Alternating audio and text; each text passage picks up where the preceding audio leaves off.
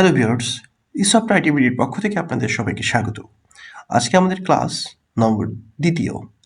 আজকে আমাদের ক্লাসে জানবো কম্পিউটার অপারেটিং সিস্টেম সম্পর্কে। What is operating system with example? Operating system কি এবং অপারেটিং সিস্টেম কিভাবে কাজ করে?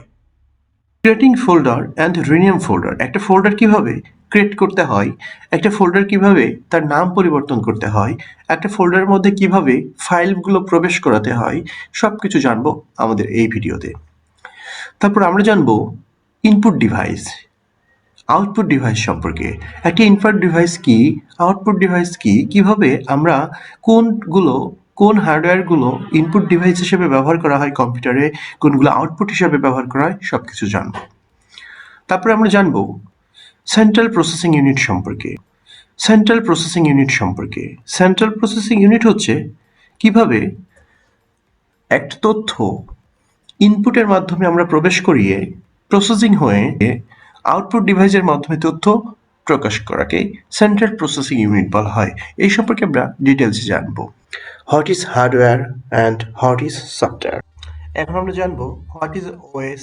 OS meanings operating system. আমরা কিন্তু প্রায় প্রত্যেক অপারেটিং সিস্টেমের নাম শুনেছি। প্রত্যেকটি কম্পিউটারের বা মোবাইলের অপারেটিং সিস্টেম অতি আবশ্যক। কম্পিউটারের অপারেটিং সিস্টেম না থাকলে সেই কম্পিউটার আমরা ব্যবহার করতে পারতাম না, বা মোবাইল ফোনে যদি অপারেটিং সিস্টেম না থাকতো তাহলে আমরা সেই মোবাইলও ব্যবহার করতে পারতাম না। তাহলে আমাদের কম্পিউটারে বা মোবাইলে যত ধরনের হার্ডওয়্যার রয়েছে, যত ধরনের সফটওয়্যার রয়েছে, অর্থাৎ এক কথায় বলা যেতে পারে কখন কোন হার্ডওয়্যারকে বা কখন কোন সফটওয়্যারকে কিভাবে, কেন, কিসের জন্য রান করতে হবে, এই সমস্ত কাজটাই ওএস বা অপারেটিং সিস্টেম করে থাকে।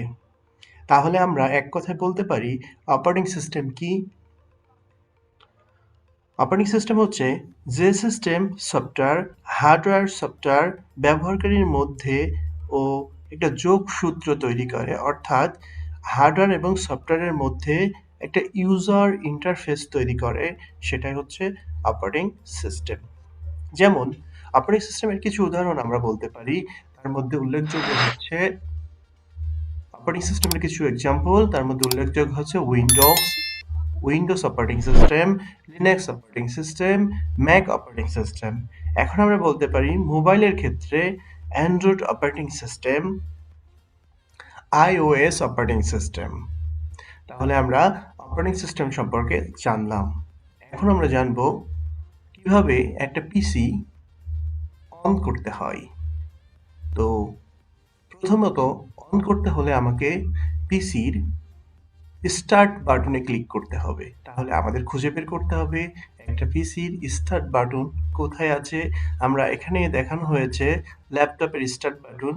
ল্যাপটপের স্টার্ট বাটন সবসময় বাম হাতের ডেস্কটপের নিচে একটা গোলাকার বাটন থাকবে অথবা লম্বাকার একটা বাটন থাকবে। এখানে আমরা শুধুমাত্র ওয়ান প্রেস করলেই, এখানে বাটনের উপর একবার ক্লিক করলেই আমাদের ল্যাপটপটি অন হয়ে যাবে। পরবর্তীতে একটা কম্পিউটার অথবা ল্যাপটপ আমরা কিভাবে বন্ধ করতে পারি? আমরা বন্ধ করতে পারি, বিভিন্নভাবে বন্ধ করতে পারি। তার মধ্যে উল্লেখযোগ্য হচ্ছে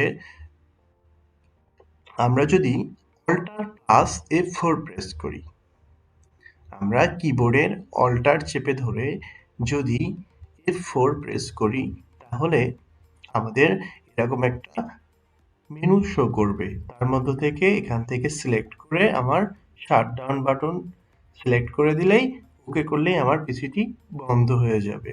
এগুলো আমরা সবকিছু আমাদের পরবর্তী ক্লাস থেকে প্র্যাকটিক্যালি দেখব। এটা হচ্ছে আমাদের থিওরি ক্লাস।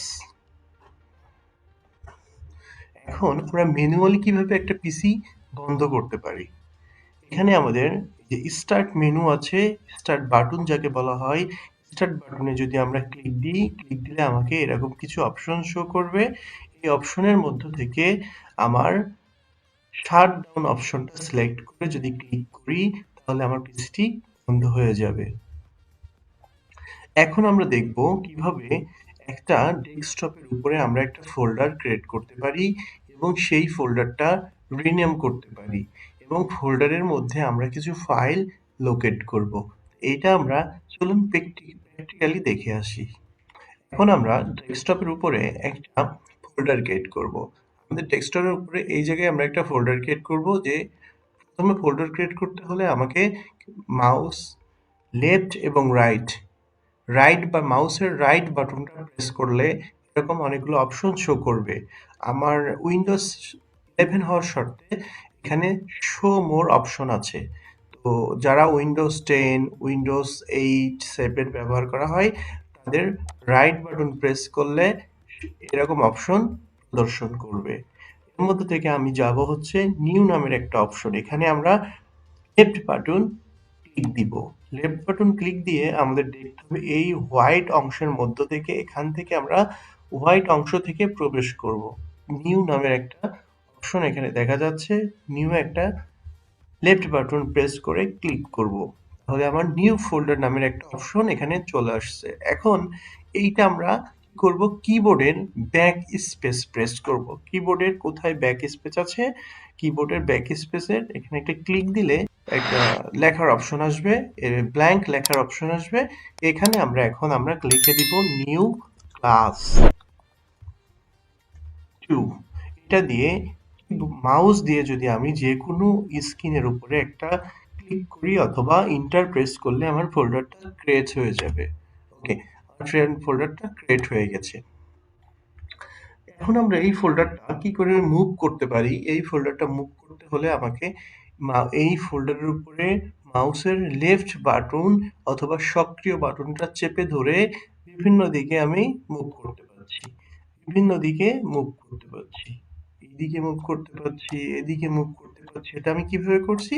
মাউসের লেফট বাটন চেপে ধরে ফোল্ডারের উপরে। ওকে, এখন আমি এই ফোল্ডারের মধ্যে একটা ফাইল প্রবেশ করাবো। প্রবেশ করাবো কিভাবে? এখানে আমরা মাউসের আবার কিবোর্ডের রাইট বাটন প্রেস করলে আমার নিউ নামের অপশন আসবে। নিউ নামের অপশন থেকে যদি আমি এখানে অনেকগুলো ফাইল আছে, যে কোনো একটা ফাইলে ক্লিক দিই, যেমন সামনের ক্লাস থেকে আমরা এমএস ওয়ার্ডের কাজ করব, তাই মাইক্রোসফট ওয়ার্ড ডকুমেন্টের উপরে একটা ক্লিক দিব। ক্লিক দিলে আমাদের ঠিক আবার new Microsoft Word document option আসছে। এটার নাম যদি আমরা পরিবর্তন করতে চাই, ব্যাক স্পেস প্রেস করব। ওকে, ব্যাক স্পেস প্রেস করলে আবার ব্ল্যাঙ্ক হয়ে যাবে। এখন আমি লিখে দিব যে ক্লাস 3, ক্লাস 2। ওকে, আবার ইন্টার প্রেস করলাম। ঠিক আছে, এখন আমি যদি চাই এইটা আবার মাউসটাকে সেম এর উপরে মাউসটা রেখে কার্সরটা রেখে এর উপরে এই ফাইলের উপরে কার্সরটা রেখে যদি আমি আবার লেফট বাটন চেপে ধরি, তাহলে আমাকে এটা আবার মুভ করতে পারবো। ঠিক তেমনি এটা ধরে আমি ফোল্ডারের মধ্যে প্রবেশ করলাম। আমার এর মধ্যে যদি এখন আমি ডাবল প্রেস করতে হবে, আমি যদি এই ফোল্ডারের মধ্যে এখন প্রবেশ করতে চাই, আমার লেফট বাটন সক্রিয় বাটনটা 2 বার প্রেস করতে হবে, তাহলে আমি এই ফোল্ডারের মধ্যে প্রবেশ করতে পারবো। আমাদের কোনো কাজ যদি করতে হয় সবসময় লেফট বাটনটা 1 সেকেন্ডের মধ্যেই দ্রুত 2 বার প্রেস করতে হবে, তাহলে আমরা সেই কাজ সক্রিয়ভাবে তার মধ্যে প্রবেশ করতে পারবো। আমরা যদি এই ফোল্ডারটার মধ্যে এখন ঢুকতে চাই, আমরা এখানে যদি ডাবল প্রেস করি, আমরা এমএস ওয়ার্ডের মধ্যে প্রবেশ করতে পারলাম। তাহলে আমরা এই ফোল্ডার কিভাবে ক্রিয়েট করতে হয়, ফোল্ডার কিভাবে রিনেম করতে হয়, আমরা যদি এখন ফোল্ডারটা রিনেম করতে চাই, কি করব?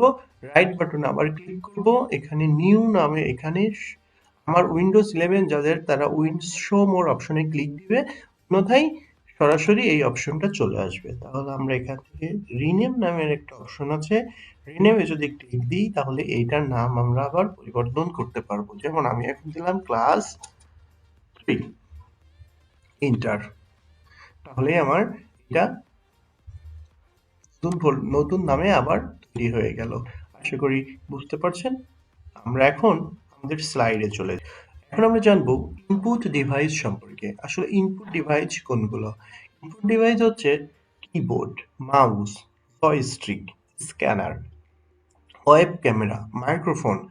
এটার কাজ হচ্ছে আমরা যার মাধ্যমে প্রসেসরকে কমান্ড দিব।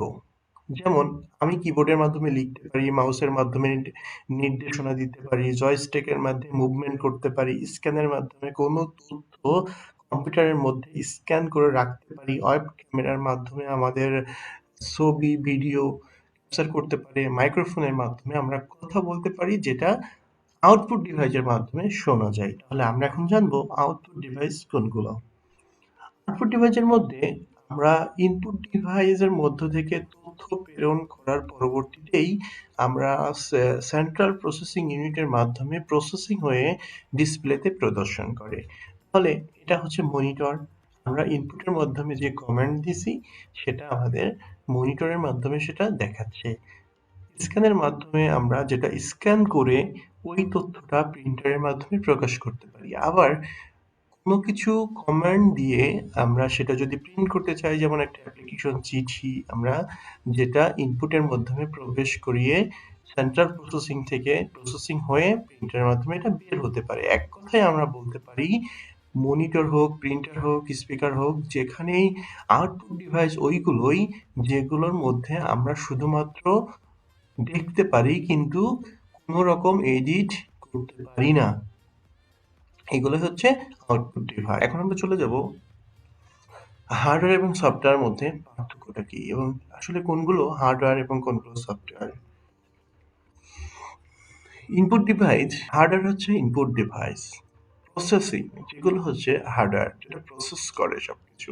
Output device hardware, storage hardware, communication আমরা যার মাধ্যমে কমিউনিকেশন করি সেগুলো হার্ডওয়্যার।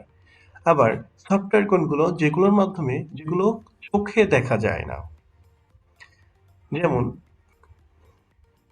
সিস্টেম আমরা চোখে দেখতে পারি না কিন্তু তার কার্যকলাপগুলো দেখতে পারি। প্রোগ্রামিং, প্রোগ্রামিং আমরা তার ভিতরকার কাজ, আমরা ব্যাক এন্ডের কাজ দেখতে পারি না, আমরা আমাদের চোখে ইন্টারফেসটা দেখতে পারি আউটপুট ডিভাইসের মাধ্যমে। যেমন ডেভেলপমেন্ট, ইউটিলিটি, মাল্টিমিডিয়া, এইসবগুলো হচ্ছে এক কথায় সফটওয়্যার।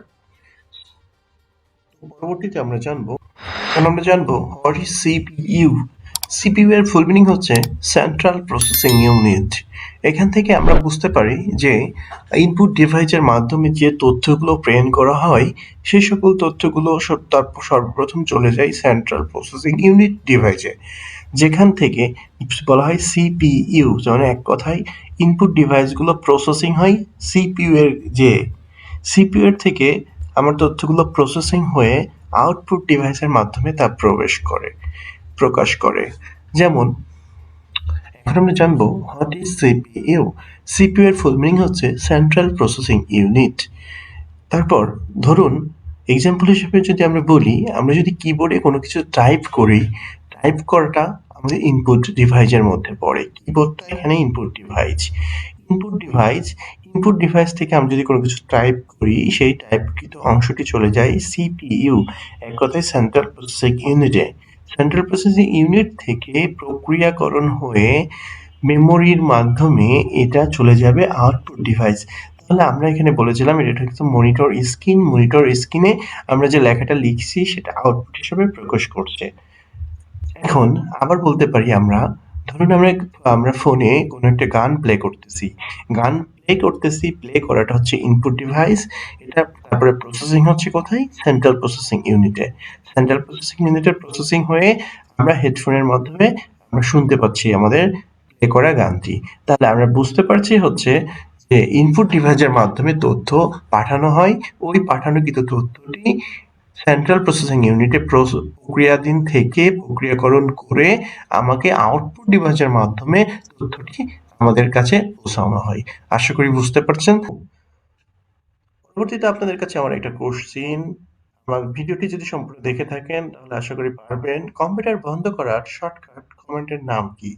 যদি পেরে থাকেন ঝটপট কমেন্টের মাধ্যমে উত্তরটি দিয়ে দিন।